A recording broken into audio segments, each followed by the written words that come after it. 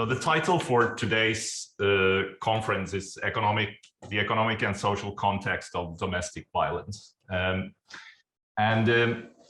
in many of these situations, it's always difficult to know how to introduce both topic and who we are, the ones organizing this, because there are so many people that know us from before. But I will still give a short sort of background to what CEIT is and our work in this region and how this has evolved into eventually the FROGI or FROGI, whatever you prefer, project, and then this conference and our work on gender economics.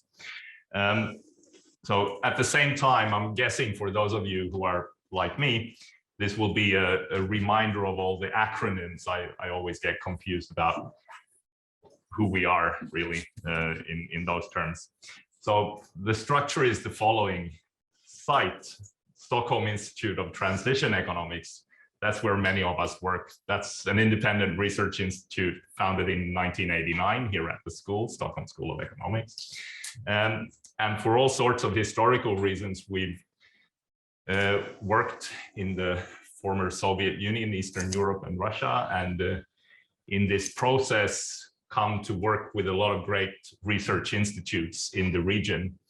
And over time, this has gradually formed into a network which we decided to formalize. I don't remember exactly when, but around 2010 or so, this officially became the FREE network. So standing for the Forum for Research on Eastern Europe and Emerging Economies. The emerging economies part is an addition to sort of emphasize that in research terms, we are not a sort of geographically specified research institutes. We don't do research only on Eastern Europe and Russia, but more broadly on transition in a very wide respect. Within this research network, even though we've had retreats and many nice contacts and people have worked very well together, over time we also came to realize that to deepen this, the joint research in particular, it was a good idea, or at least we thought we'll try out to have some focus areas to sort of facilitate the coordination of people's efforts in different topics. And one of the first areas that we decided to focus on was gender economics. And so within the FREE network, we now have a whole bunch of, well, not a whole bunch, but a couple of different acronyms. So there's FROGI, the Forum for Research on Gender Economics in Eastern Europe, and then you can add as many E's as you like. Then we have FROMDI, which is on, what is this now? Media and Democracy. And then we have FREEZE, which is on climate, right? Climate change, which are programs starting now. So, and this is, I think the experience from the FROGI project has been really great, and it has really deepened our collaboration across these countries. And I think part of today's conference is testament to this, because one of the things that we've done, and this, Michael will talk more about this and introduce the survey that we conducted across 8 countries in the region later in the program, but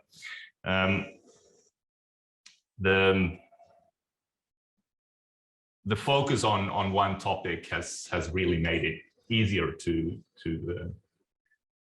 do research jointly together. And over time, since FROGI started, I think late 2017, we've produced a whole number of policy briefs, which are all available on our FREE network page, and also a number of research papers has come out of this work. Then to sort of narrow in on today's conference and our topic. One of the things that within this project then became evident with the start of the pandemic was the increase in domestic violence. And of course, as a topic in general, this is notoriously difficult to research, especially if one is interested in trying to quantify effects or try to have the quantitative data on this. So there are a number of challenges with this, but also a lot of very good and innovative work in this topic. And so we've throughout the pandemic organized a number of events around domestic violence in particular, and then conducted this survey, and this was one of the conferences that we thought this is what we want to focus on as soon as possible. As soon as the bloody pandemic, pardon my French, is over, then we'll organize something around this and try to get together a lot of people who work on this. And then, of course, this was planned for March 7. And as we all know, the world then changed in a terrible way in February again. So at that point, so soon into the war, we decided that we did not want to organize this. We just were, like a lot of people, overwhelmed by the terrible situation. But we have now decided that now is the time to pick up this topic. But then, sadly enough, the war situation, of course, creates the need to discuss gender-based violence or violence against women in war situations. So there's a special panel on that. I'm super happy that we were able to get this policy panel on dimensions on gender-based violence and military conflict together. So I'm looking forward to that.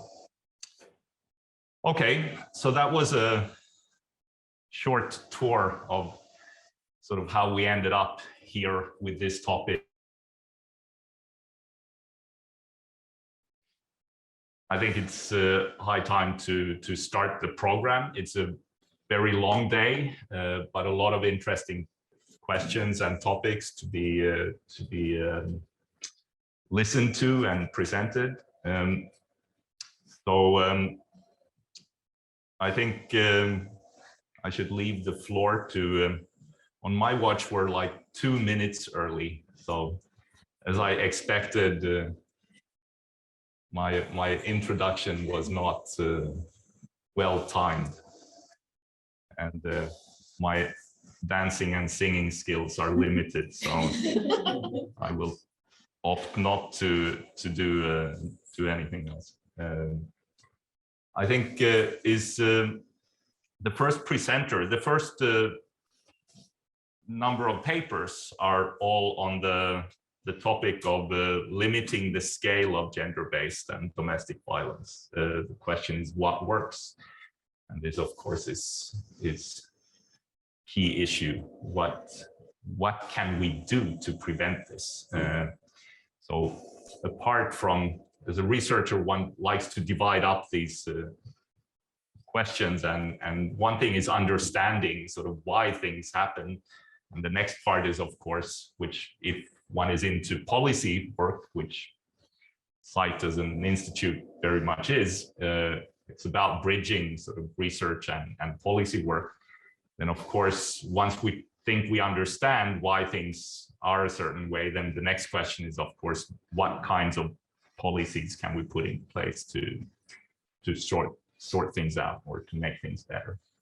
And that's the topic. The first speaker is Durevall from University of Gothenburg on the paper Gender Policy and Intimate Partner Violence in Colombia.